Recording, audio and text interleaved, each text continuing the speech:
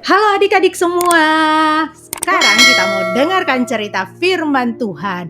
Firman Tuhan kita hari ini temanya adalah Jesus is my best friend. Nah, sebelumnya kakak mau ajak kamu untuk baca 2 ayat firman Tuhan. Oke, kita akan baca sama-sama ya.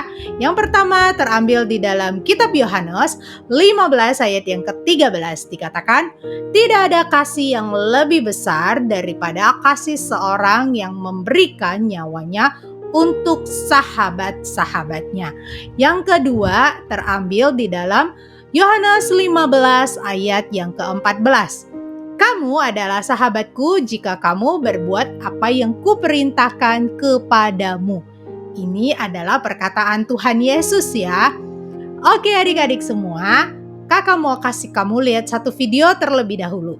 Kita saksikan sama-sama ya.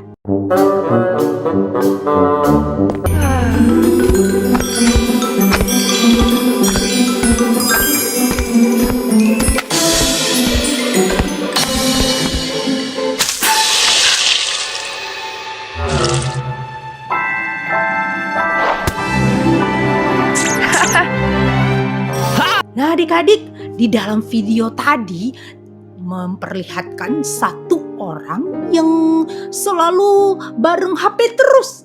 Kalau kamu main HP terus ya seperti orang tadi. Berarti ngikut HP terus.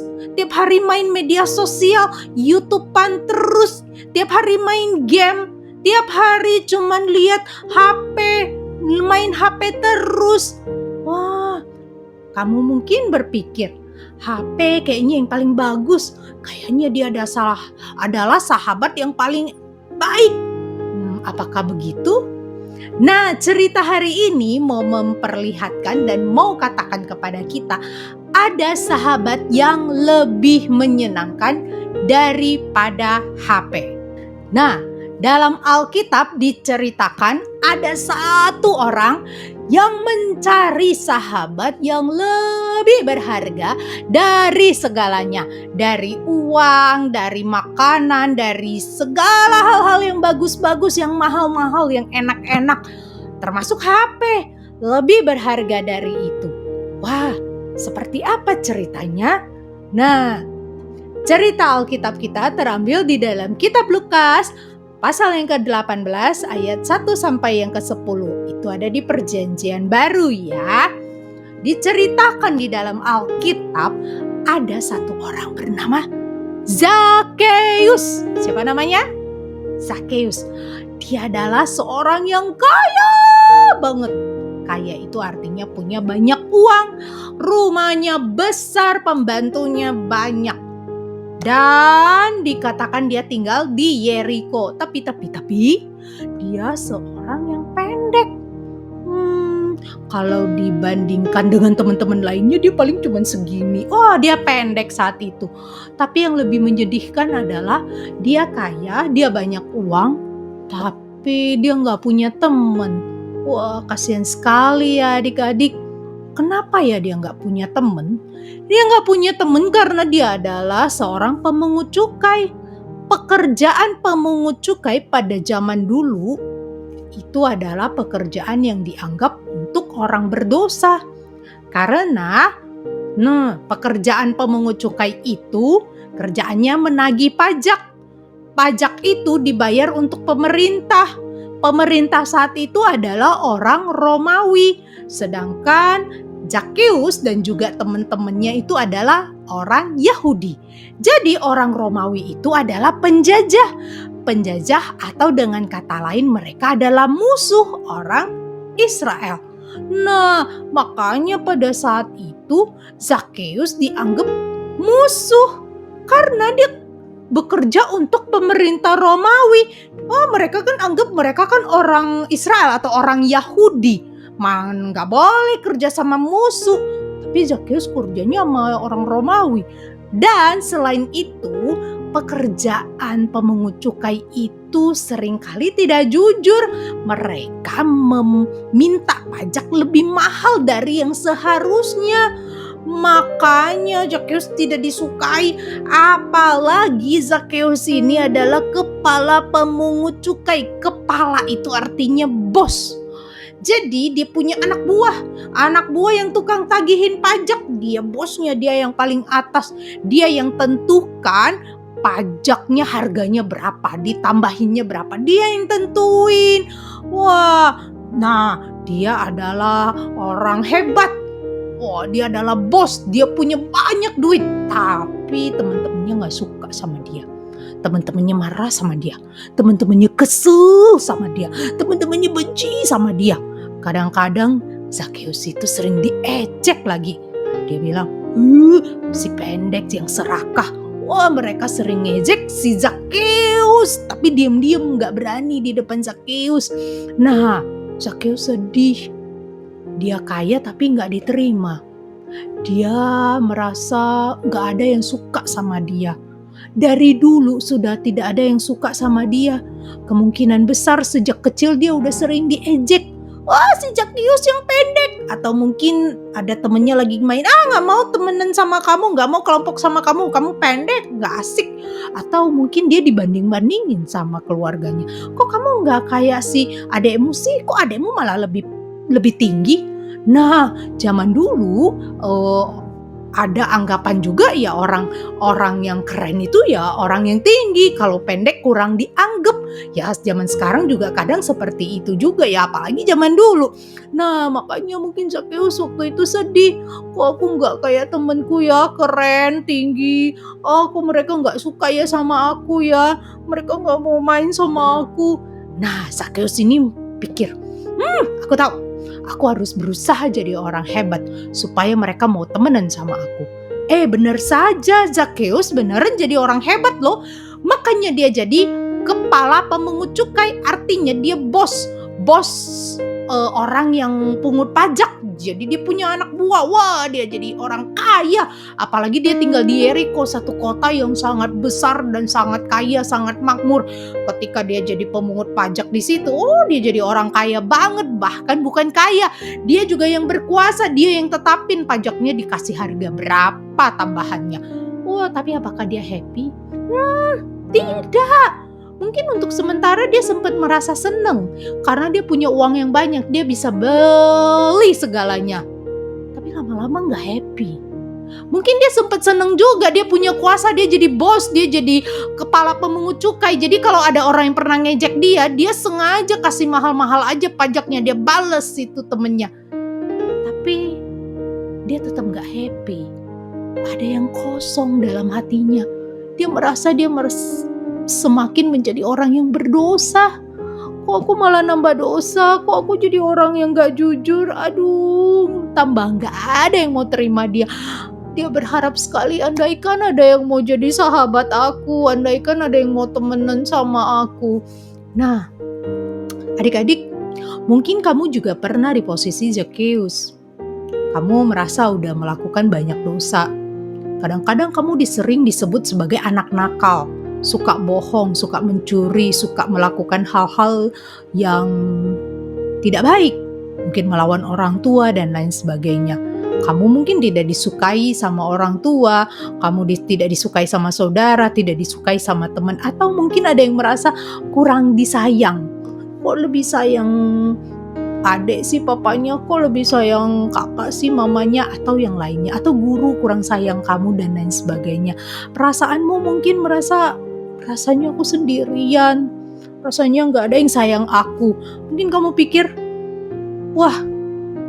udahlah main HP terus aja, kayaknya main HP menghibur. Tapi apakah benar-benar menghibur HP-nya? Tidak, dia hanya menghibur sementara. Seperti Zakheus yang punya banyak duit, dia hanya menghibur sementara saja. Tetapi hatimu tetap kosong. Hatimu tetap merasa ada yang kurang. Kalau semakin kamu main HP, semakin bikin kamu terpenjara. Kamu gak bisa lepas dari HP itu. Kamu harus main dan main terus. Kalau sahabat yang baik, itu adalah sahabat yang menolong kamu menjadi lebih baik. Kalau beneran HP itu sahabat kamu, harusnya kamu jadi lebih baik. Biasanya orang malah main HP, malah tambah males belajarnya. Main HP, malah gak mau makan, gak mau tidur. Main terus. Apakah itu tambah baik? Ya tidak, bukan? berarti itu bukan sahabat kamu yang sesungguhnya. Makanya sesungguhnya hanya Yesus yang mampu untuk mengisi kekosongan hatimu. Hanya Yesus yang mampu mengisi hatimu yang sedih, yang kosong. Hanya Yesus yang menjadi sahabat sejati kamu.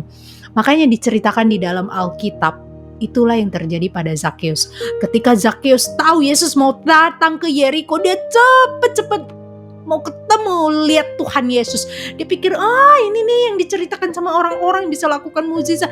Ini nih Yesus yang katanya peduli sama orang miskin, sama orang susah, sama orang berdosa. Aku mau lihat Tuhan Yesusnya. Makanya dia cepet lari, tapi badannya pendek. Dia nggak bisa lihat Tuhan Yesus. Dia udah berusaha lompat-lompat, tetap nggak ketemu. Malahan orang bilang, minggir. Si pendek, gak usah ikutan aja. Marahan orang ngusir-ngusir dia. Tetapi Zakheus itu tidak patah semangat. Dia orang yang tekun dan rajin ya. Sebenarnya dia orang yang pantang menyerah. Dia lari lebih cepat. Dia mau cari tempat yang lebih tinggi. Akhirnya dia ketemu ada satu pohon dan dia cepet-cepet pohon ara. Dia naik ke atas. Kemudian dia lihat, nanti Tuhan Yesus lewat sini, saya bisa lihat deh. Kemudian benar saja Tuhan Yesus lewat ke situ. Dan tanpa diduga-duga Tuhan Yesus itu panggil Zakheus. Zakheus, turun. Kamu tahu, selama ini tidak ada yang panggil Zakheus. Tidak ada yang menyapa Zakheus, kan gak ada yang mau jadi temannya dia. Tapi Tuhan Yesus nyapa dia. Tuhan Yesus mau jadi temannya dia. Tuhan Yesus kenal sama Zakheus, bahkan disuruh turun. Zakheus kaget.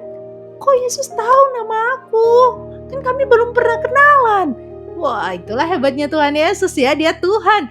Terus dia pikir, kok mau nyapa aku? Selama ini gak ada yang mau nyapa aku.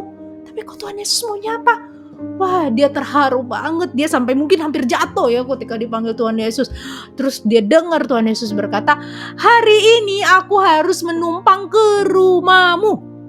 Bayangin, menumpang artinya nginep. Tuhan Yesus mau nginep di rumah Zakheus. Itu artinya apa?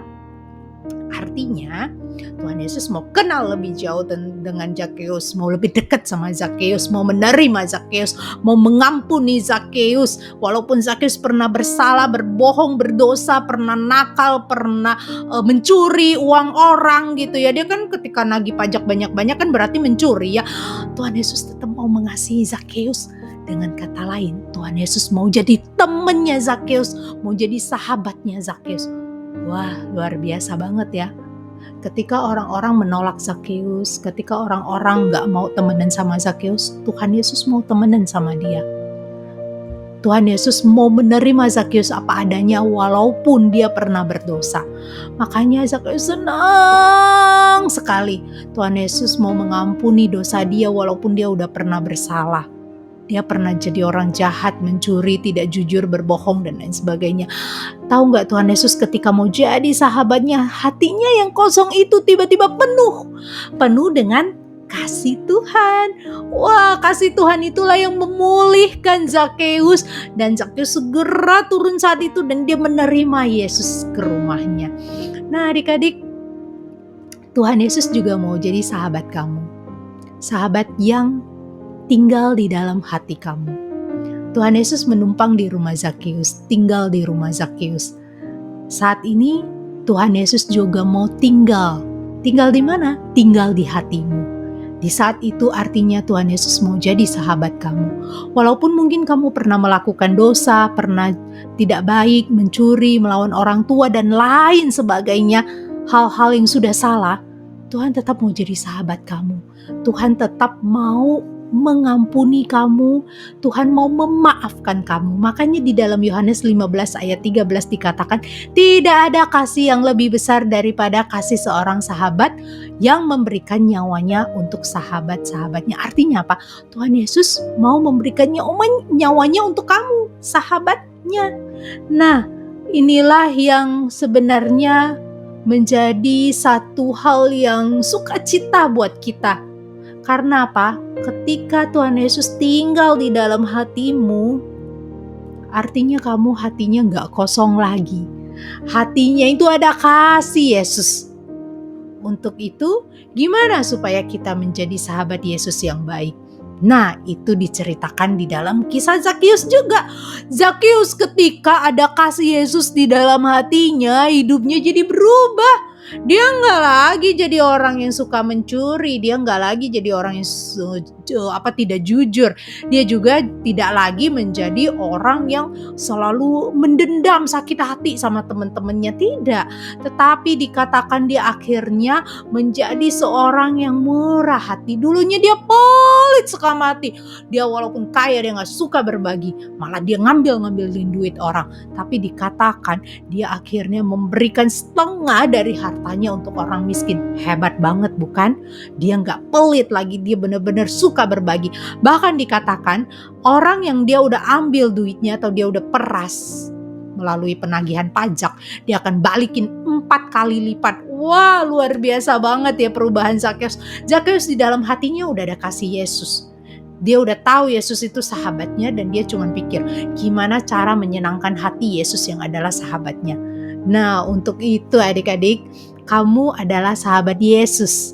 Kamu bisa menjadi sahabat Tuhan Yesus yang baik dengan cara apa? Berubah hidupmu menjadi lebih baik, menjadi lebih taat, menjadi sebelumnya suka berbohong, jadi mencoba untuk menjadi anak yang jujur.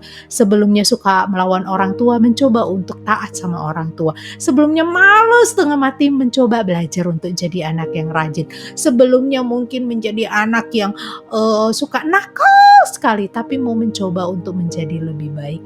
Itu artinya kamu mau melakukan hal-hal yang baik untuk menyenangkan hati Yesus yang adalah sahabatmu.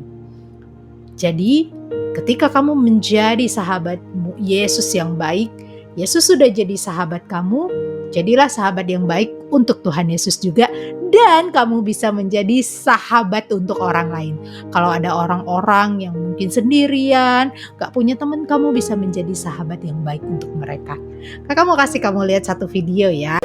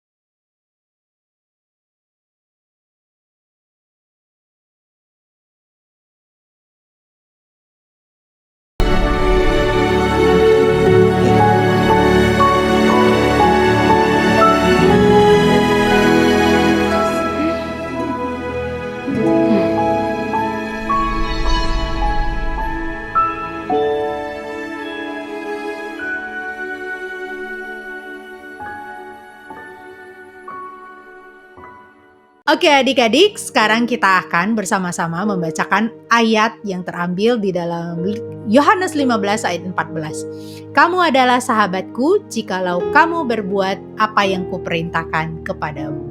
Oke, sekali lagi kita sama-sama bacakan ya. Yohanes 15 ayat 14. Kamu adalah sahabatku jikalau kamu berbuat apa yang kuperintahkan kepadamu.